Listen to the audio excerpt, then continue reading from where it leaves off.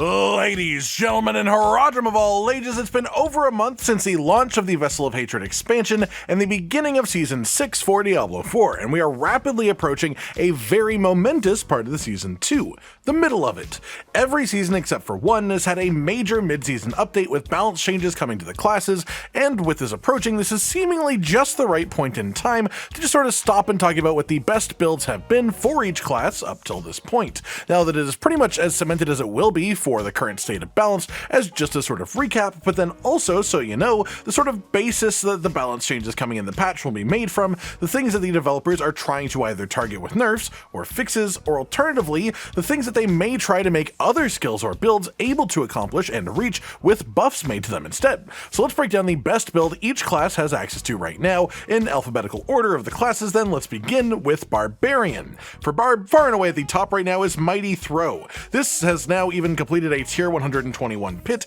making it one of the 3 classes able to reach that as their highest completion as of this point in the season. This build is based heavily around snapshotting as a concept. Specifically, when you cast Mighty Throw, anything that is affecting it will also affect any further cast that you do, as long as the pulses on the ground do not stop in between. So basically, with enough attack speed and resource generation to let you keep casting this within the window, you can permanently keep all of your buffs active that are simply not built to be permanently active buffs. Things like guaranteed overpowers or guaranteed crits, loads of various bonus damage effects that are meant to be just used on one hit. And while this mostly is a pit-focused build, the Mighty Throw builds are still super strong for the rest of the content in the game too, because the thing is that pits at this tier are just so far above any other content in the game that there's nothing else that really exists for measuring the best builds past this point, at least not this season. This build could well see some hits in the mid-season patch due to the snapshot at the basis of it all. I mean, snapshotting is a generally accepted mechanic of the game at this point for a number of abilities,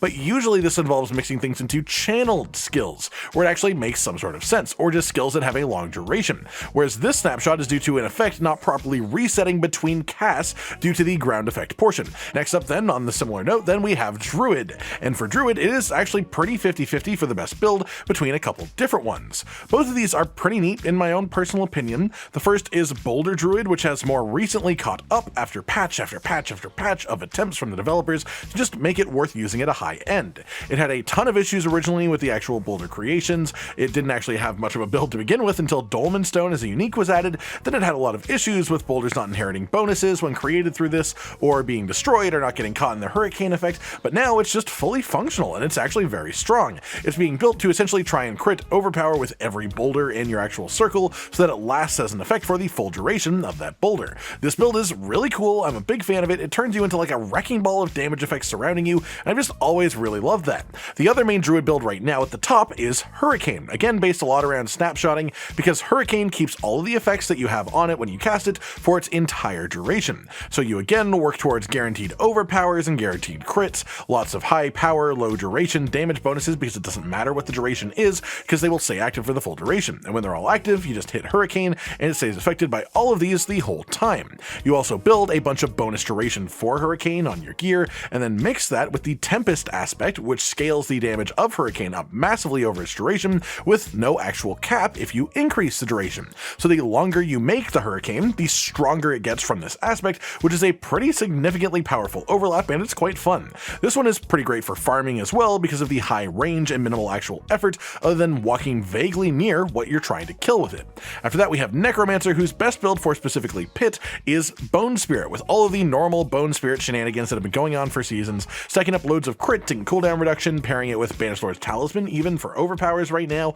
and then just spamming out Bone Spirit back to back with the enhancement effect that reduces its cooldown on crit. However, for pretty much everything else, the best Necromancer build is actually Blood Wave, pretty much. It's way more comfortable and way more enjoyable according to most of the people who play it, and despite having a lower full peak than Bone Spirit does in Pit tiers, it still hits some really high tiers comparatively. It's not anywhere close to as much of a difference between these two different build types as it was even like last season, so big Blood Wave builds are pretty high tier right now too, spreading just massive waves of blood around, doing high damage with very high range as well, making it an excellent speed farmer on top of that too.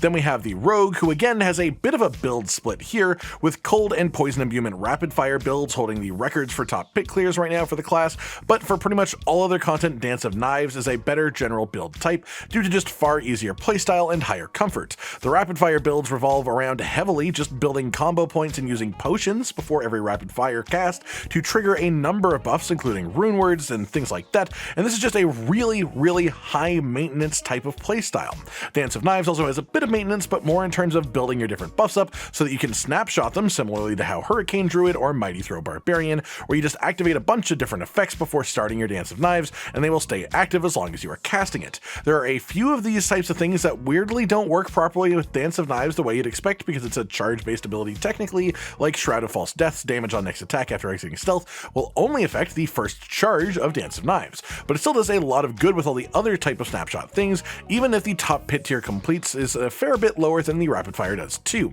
Next up then we have Sorcerer, which again has one of these things going for it where it's a bit split. The best pit pushing build by a pretty good margin is actually Firebolt Firewall, using Greater Fireball to apply bonus direct damage from the burning damage itself, which is much higher when you apply it through Firebolt and Firewall than it would be in a pure Fireball build. You combine this further with Shatter to turn each enemy that you freeze or kill into a bomb that explodes all of the other enemies that are around them too. This doesn't really make sense to use anywhere outside of the pit though, because Shatter specifically just loses a lot of effectiveness against significantly weaker enemies, so it's sort of pointless to use outside of pit pushing where enemies have massive health bars. That said, the other best builds are Fireball for pretty much anything that is properly open content, open world farming, Helltide, especially things like Infernal Hordes with just one massive room, or things like dungeons or pit runs if you can get larger open areas inside of them, as Fireball's big damage, right now at least, comes from further bounces rather than the individual fireballs, so if they get cut off by walls before they bounce properly, you lose a lot of damage.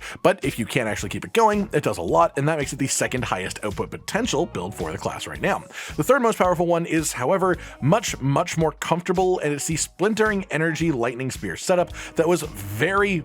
dominant for all of last season for the class. It's far less overwhelmingly powerful than it used to be, which is why it's only third for overall power right now, but it's still pretty much the tippity top for comfort and general viability that the class has at the moment. Then finally today we have the new class, the Spiritborn, and this one is pretty well known at this point, honestly, and even with the class being just a flimsy house of cards held up by about like 7 different very major bugs, even if every one of those was fixed, the top build would probably still be the same just due to the base numbers behind it. It'll be much closer to the other good builds that exist for the class, but this will still be the top probably, and it is Quill Volley. Its main basis is the Rod of Kapaleke, giving both guaranteed crits and significant increased crit damage multiplier per point of resource spent, but also combining this with the Banished Lord's Talisman for guaranteed overpowers. This will likely remain the strongest build that we have even after bug fixes, because even compared to the other Kapaleke builds, Quill Volley has the highest method of lucky hit procs between just the number of projectiles and the fact that you increase how many projectiles it fires through the Rod of Kapaleke's size increase,